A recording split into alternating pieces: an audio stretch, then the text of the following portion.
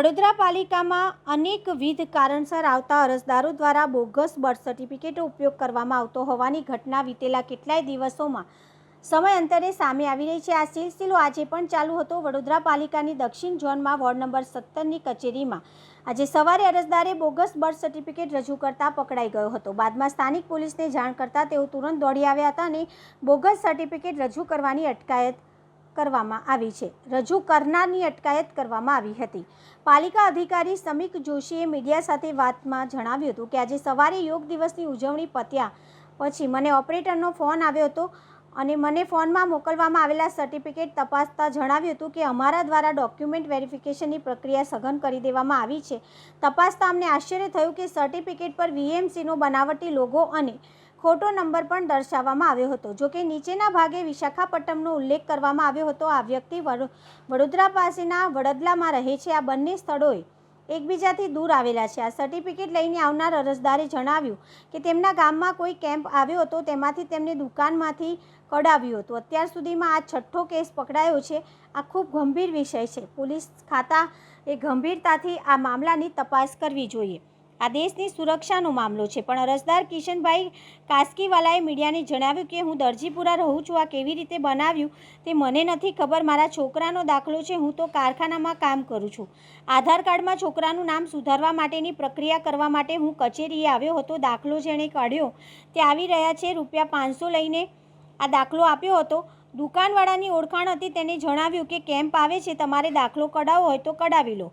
હું ભણેલો નથી, તેમાં શું લખ્યું છે તે મને ખબર નથી। અમારા ગામ વડદલામાં નાનજીભાઈની દુકાન આવેલી છે।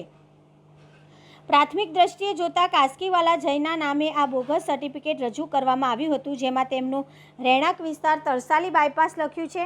આ સર્ટિફિકેટ મોટાભાગની વિગતો હાથે લખીને ભરવામાં આવ્યું છે। જોકે વીતેલા કેટલાય વર્ષોથી પાલિકા ડિજિટલ પ્રિન્ટ કરેલી સર્ટિફાઈડ કોપી જ લોકોને આપી રહ્યું છે। तुम्हारा जन्म दाखला है हमारा छोकरा मैं क्या हमारे पेला दुकान वाला है क्या दुकान वाला हमारे रहे ने नानू काका एमना ते केम्प वाला आवे छे केम्प में कढ़ायेलो। हाँ, केम्प वाला आवे छे ने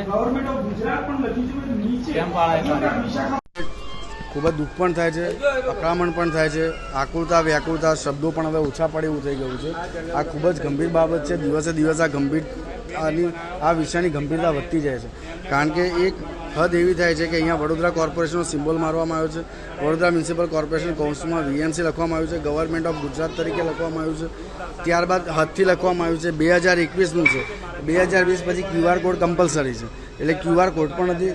સૌથી આઘાતજનક અને આશ્ચર્યની વસ્તુ એ છે કે નીચે ગ્રેટર વિશાખાપટ્ટનમ મ્યુનિસિપલ કોર્પોરેશન એટલે વીએમસી અને નીચે વેબસાઇટ GVMC, એટલે આખું એક વિચિત્ર કહી શકાય એવું એક ખોટું બર્થ સર્ટિફિકેટ રજૂ કરવામાં આવ્યું છે। એટલે હવે પોલીસ ખાતા તરફથી હવે ગંભીરતાથી આની તપાસ કરવામાં આવે અને અમે એ જ અમારી કોર્પોરેશન વતી વિનંતી છે। હવે પોલીસને જાણ કરી છે, મકરપુરામાં જ લાગે છે। ગઈકાલે પણ આપણે મકરપુરામાં જ આ ફરિયાદ નોંધાવી તો ગઈકાલે વોર્ડ નંબર 19માંથી આવ્યું હતું, આજે વોર્ડ નંબર 17માંથી પકડાયું છે।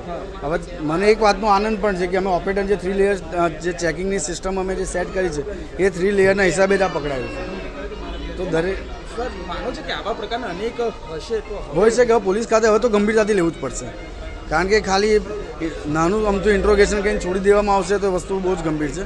અમે અમારા honourable deputy commissioner Shri Rajput સાહેબે વાત કરી તો અમે તરત જ ફરિયાદ દાખલ કરી દો। અને હવે કોર્પોરેશન વતી અમારી એક નમ્ર વિનંતી છે કે પ્લીઝ આપ હવે આને ગંભીરતાથી લો આ વિષયને, કારણ કે આ ખૂબ જ સ્ફોટક વિષય થઈ રહ્યો છે। હવે સાહેબ આપણે વાત કરીએ તો આપણી કામગીરી અને હવે ફરિયાદ પણ આપે છો તો કોર્ટ કાર્યવાહી પછી કામગીરીમાં મારી કામગીરીમાં કોઈ જ અસર નહીં થાય। કામગીરી 10 ગણાની 10,000 ગણા વ્યક્તિ કામ કરીશ, કારણ કે મારા માટે દેશ પહેલો છે। હું દેશનો નાગરિક પહેલાં છું, અધિકારી પછી છું, અને અધિકારી છું તો દેશની સેવા માટે જ છું। હું કોઈ અંગત સ્વાર્થ માટે નોકરી કરનારો વ્યક્તિ નથી। Thank you. બિલકુલ